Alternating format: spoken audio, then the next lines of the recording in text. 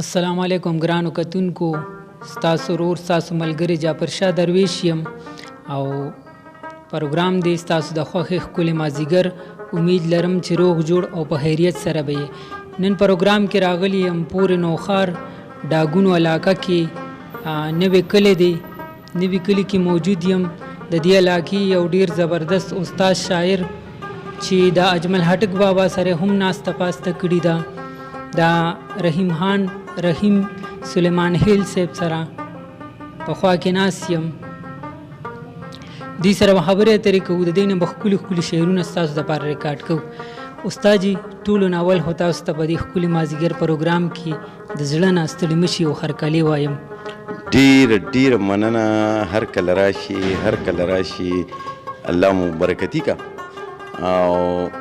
جعفرشاه درویش صاحب، زه نن ډېر زیات خوشحاله یم چې زما د مورنۍ ژبې د خدمت په حوالې سره تاسو د لوی نوښار ته تشریف راوړو. موږ سره حاضر شوي. موږ خو ډېر کمزوري وو، تاسو ډېر قابل خلک یې. هغه د انسان یو امید پیدا شي، د منزل پتلو کې په تورو تیارو کې یو رڼا ښکاره شي ورورکې چې هغې پسې مونږ قدمونه الو منزل ته مو رسوي. یو جهان مننه. زه تاسو ته هرکلی ویم جعفرشاه درویش صاحب سره دا شاهد مندوخیل صاحب چې تاسو رالی دلته مونږ ته لوی نوښار ته هر کله راشي. استاد جي خبر شوم تاسو د اجمل هټک بابا شاګردي هم کړې ده، د هغې په حوالې سره راته هم ووایئ چې څومره وخت مو سره ناسته پاسته کړې ده. دا خو جعفرشاه صاحب هغه پښتو کې یو خبره کوي چې وړه خوله او غټې خبرې.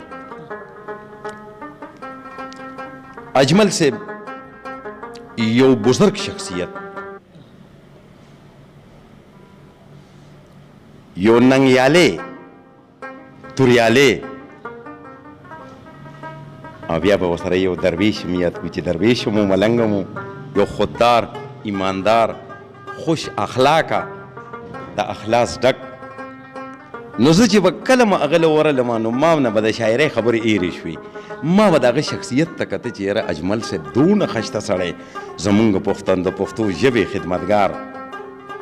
نو اجمل صاحب ډېر یادونه ما سره غوټه دي په دې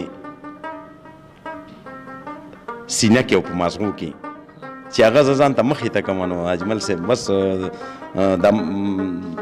د زړه مې راډک شي او سترګې مې د اوښکو ډکې شي. اکثر بچي راته وایي ولې؟ زه ورته وایم یاره بس ما خپل حال کې پرېږدئ. نو د اجمل صاحب یو واقعه شي، اجمل صاحب نه څه کسان راغلي ول، نو هغه ته وایي چې اجمل صاحب مونږ ستا لیدو له راغلي یو. چې مونږ ورغلو نو اول خو اجمل صاحب یې لیدلی نو، د ډیر اسماعیل خان نه راغلي د ایجوکیشن والو. چې څنګه حجرې ته ورغلو نو اجمل صاحب په یو شلیدلي کټ کې پروت و، لاندې لګېدو کټ ځمکې سره. نو هغې ما ته وایي اجمل صاحب کم دی؟ نو ما ورته دا دی. نو اجمل صاحب ما ته وایي دا اجمل صاحب دی. نو اجمل صاحب چې ما ته وکته نو ما ته وایي رحیم خانه لاس راکړه. نو روچت مې کو،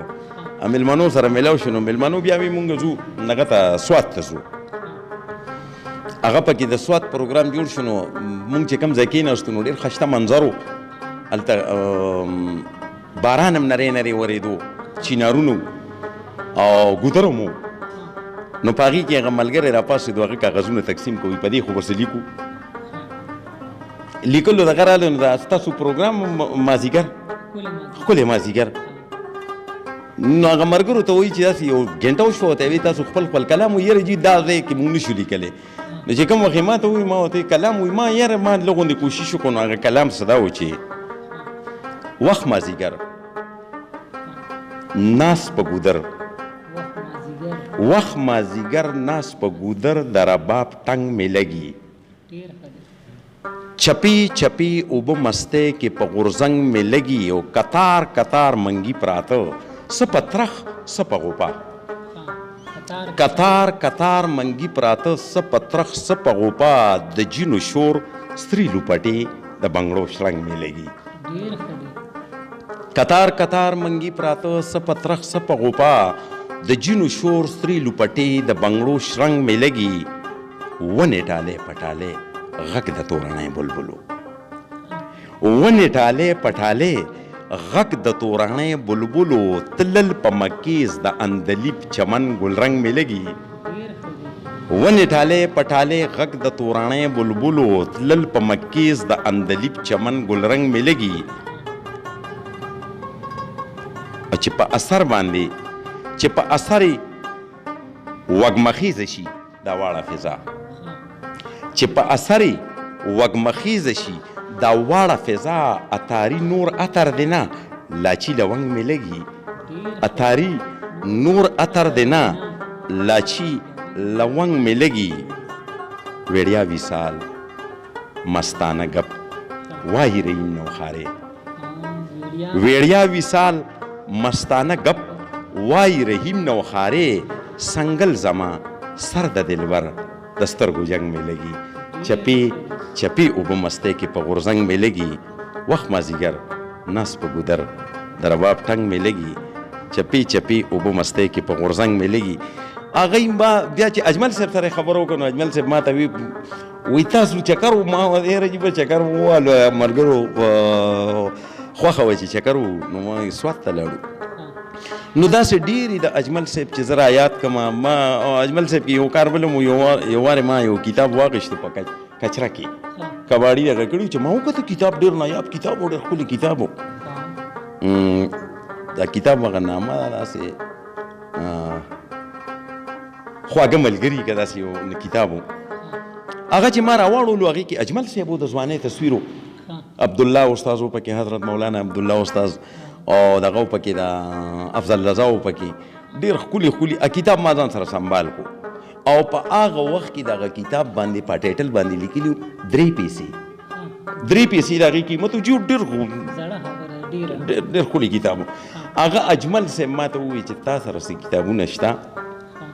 نو ما ورته اجمل صاحب ډېر زبردست کتاب لاس له راغلی وایي ته یې راوړه ما یې ډکېږي مې نه خو وایي ته یې راوخوړه نو ما ول څو کتابونه ورکړل چې کله مې ته دا واپس تپوس وکړو نو ما ته وی دا ډېر بېوقوف سړی وي چې کتاب چاله واپس ورکوي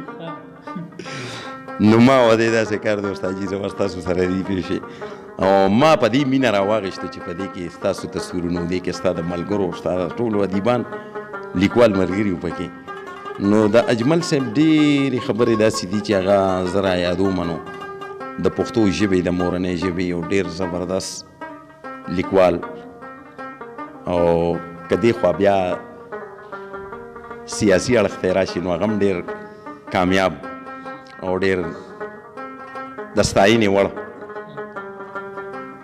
داسې ډېرې خبرې دي جعفر شاه درویش صاحب چې هغه د وخت د کمی په وجه بیا زه لږې را لنډې کړم استاد جي دا پروګرام به وړاندې بوځو دا راته وایي دا نننی دور چې دا کوم شاعران دي دا عجیبه عجیبه شاعري وایي نو تاسو دې ته په کوم نظر ګورئ جعفر شاه صاحب بخښنه غواړم زما کتونکي اورېدونکي پې خوا درنه نه کي دعا ورته کوم چې یا الله زما د دې لیکوالو دا سوچ فکر داسې اړخ ته راوګرځئ جعفر شاه صاحب تاسو به ډېر واړه وایي چې کله به زمونږ د دې پښتنو په دې حجرو کې مجلس د رباب د منګي نو هغې ته به زمونږ لوڼه خویندې میاندې هم ناستې وي بره چې یاره دا پښتانه راغونډ شوي دي او ډېرې درنې خبرې کوي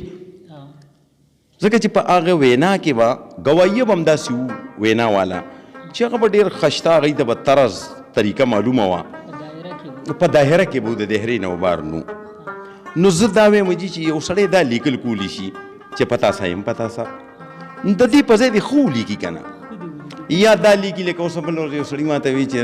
ته ودرېږه لږ دا کلام واوره داسې دي نو ما ورته یاره داسې کار دی چې بس پرېږده یاره دا په دې وخت مه دغه کوو چې اشنا زلمی شو زما ما ځان سره نه ګرځوي په خپه تړلې ځان سره پټه چاړه ګرځوي نو ما یې چې یک بدبخته داسې څه لیکل وکړه چې په هغې باندې دا نوې کل د کامیابۍ ګامونه والي او خپل مرام ته ورسي. نن جی دا په دې ګوره څونه وخت په دې ځای کېږي دلته کې ما ډېر وکته چې سوشل میډیا باندې داسې خلک یې مروچت که چې هغوی په دې ادب پورې خندا وکړه. لکه زه به دا ووایم چې خوا دې پې ملګري نه درنوي لکه فرمان کسکر هغه له دونه دغه ورکه هوا یې ورکه چې په هغې باندې نو چې تاسو په ده باندې وخت ضایع کوئ نو ملګري خو ډېر دي. دا اوس ګورو چې زمونږ په دې خپله په دې نوښار اضلاع کې هغه اکبرپورې نه راوالې او د نظامپور هغه پیران وړاګې پورې ورپسې کوواټ سره لګېدلې ده. په دې کې څونه شهرای کرام دي خشته خشته لیکونکي ښکلي ښکلي لیکونکي چې هغه د غزل د نظم د نثر کلونو راسې لګیا دي کتابونه چاپ شوي دي دغې هغوی ته ولې نه ځئ. نو انشاءالله الرحمن شته لکه څنګه تاسو ستړی کوئ داسې ملګري شته خو زه دوی ته دعا کوم زه دوی ته دا نه کوم چې یاره ما دوی نه تر اوسه یا نفرت کړی دی یا د دوی نه زه کرکه کوم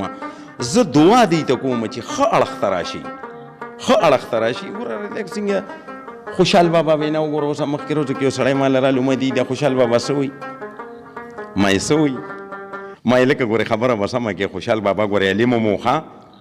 وایي څه ما ته وایي چې دی دلته خوشحال بابا وایي چې د سبا به د ګذر په چمن بیا کا په چمن کې رنګارنګ ګلونه واکا اخیری بند ته ودرالم کسر ته چې هغه راته وایي چې دلته وایي چې زه خوشحال کمزور نه یم چې به ډار کم په ښکاره نارې وهم چې خوله یې راکه خوشحال بابا دا کار کولو نو ما ورته کم بخته. اوس د خوشحال بابا په یو لینک باندې چې زه تا سره خبرې کوم نو زه خو هم کمزور یم ځکه د هغه سوچ ته هم نه رسمه خو بهر الوخت په پې ولګي ډېر ما ورته ګوره خوشحال بابا وایي چې الله پاک ما له سرداري راکړه الله پاک ما له تیر او کمان راکړه دونه مټي راکړي دونه جیدات دونه کام یې راکړو دونه علم یې راکړو او په سر پورې راله خوله راکړه نو زه به د وخت د باطل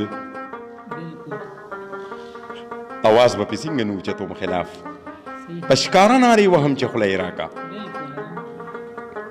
ګوره ډېر خشته خوشحال بابا چې څه ویلي دي بله چاره لیدې نه شي په دا مینځ کې یا مغول د ملک ورک یا پښتونخوا